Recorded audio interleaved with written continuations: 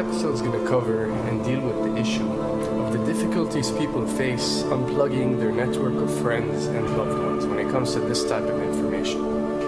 I get emails all the time from viewers and subscribers complaining that they find a high level of difficulty in communicating this type of information and this type of what people call conspiracy to their network of friends. They tell me how people reject this information. People fight it, people laugh at you, people call you crazy, call you names. And this is very common when it comes to this type of thinking and this type of knowledge, and I faced it. I assure you that everyone else who've delved into this realm of research has faced it. When I first started looking into this stuff and discovering this stuff and realizing what is wrong with the world, I felt like it was my obligation to tell and convince everyone around me of this new type of information that I have come across. But in essence, years down the line, I've learned that it does not work this way. A lesson comes to mind, and this is an ancient Chinese lesson where when teachers wanted to teach knowledge, they used to tell their students that when someone is thirsty, you give them half a cup of water. If they remain thirsty, then you supply them with the second half. This means that first, when someone needs to acquire knowledge, he first has to be thirsty for it. And only after his thirst has been communicated to you, you supply them with half a cup of water. You don't shower them with a full gallon of water, because this is only going to push them away. You give them half a cup. If they ask for the second half, you supply it to them. If they don't, it's not your responsibility. They will sooner or later in their lives. The best way for people to see and change their way of thinking is for them to experience the change, is for them to see and research this knowledge rather than someone telling it to them. So if you do care about someone, or if you do want to share this information, you got to be very subtle. You got to do it in a smart way, and you got to bring the person in. Ask them questions instead of supplying the answers. You're sitting watching the news with your friend, and he's talking about certain situations being broadcast on the news. Ask him, why do you think this is this way? Why do you think these stories are covered? Through such type of discussion, rather than preaching, you will build a certain level of trust or a level of comfort between you and the desired listener. And this can help you now to take it to the next step, which is to facilitate ways for him or her to achieve or receive the knowledge that you find valuable. Then the ones who are ready to see and the ones who are ready to be unplugged will do so.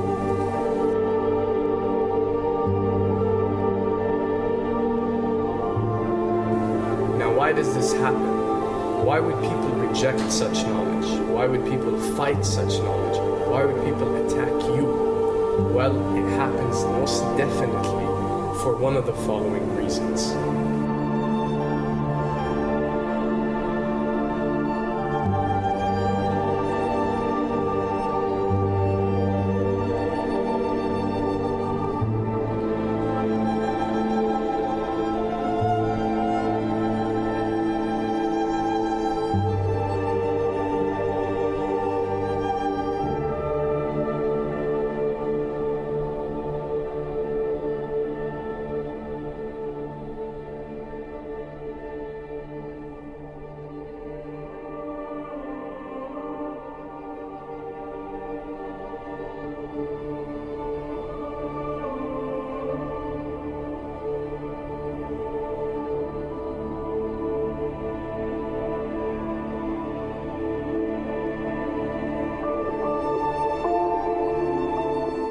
Have to understand, most of these people are not ready to be unplugged.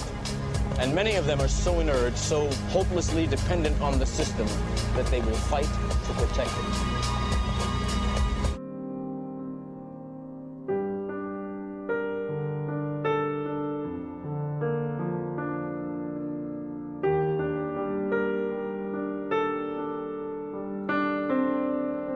The greatest hypnotist on planet Earth is a oblong box in the corner of the room. It is constantly telling us what to believe is real.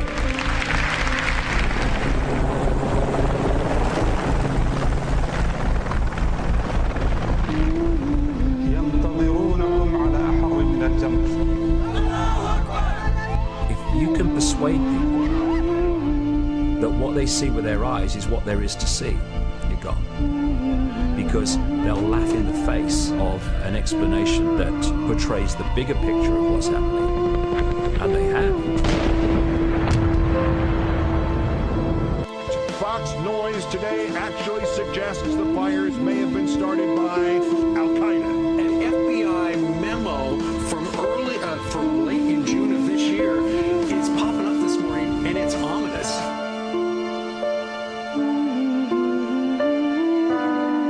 Those who oppose this vital tool in the war on terror need to answer a simple question. Which of the attacks I have just described would they prefer we had not stopped?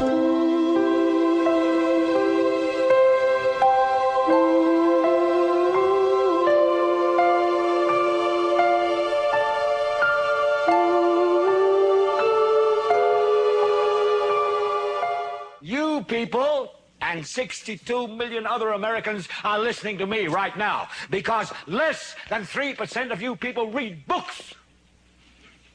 Because less than 15% of you read newspapers. Because the only truth you know is what you get over this tube. Right now, there is an entire generation that never knew anything that didn't come out of this tube. This tube is the gospel, the ultimate revelation. This tube can make or break presidents, popes, prime ministers. This tube is the most awesome goddamn force in the whole godless world. And woe is us if it ever falls into the hands of the wrong people. And when the 12th largest company in the world controls the most awesome goddamn propaganda force in the whole godless world, who knows what shit will be peddled for truth on this network. So you listen to me. Listen to me. Television is not the truth.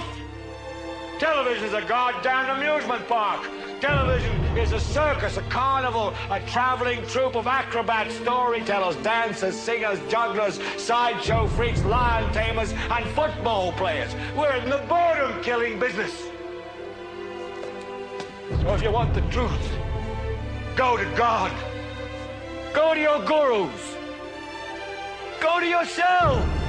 Because that's the only place you're ever going to find any real truth. But man, you're never going to get any truth from us.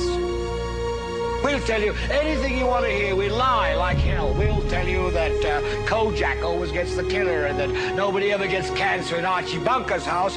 And no matter how much trouble the hero is in, don't worry, just look at your watch. At the end of the hour, he's going to win. We'll tell you any shit you want to hear. We deal in illusions, man. None of it is true. But you people sit there day after day, night after night, all ages, colors, creeds. We're all you know.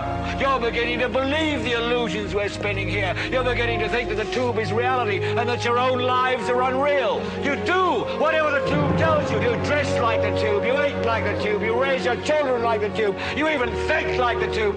This is mass madness, you maniacs. In God's name, you people are the real thing. We are the illusion. So turn off your television sets. Turn them off now. Turn them off right now. Turn them off and leave them off. Turn them off right in the middle of the sentence I'm speaking to you now. Turn them off.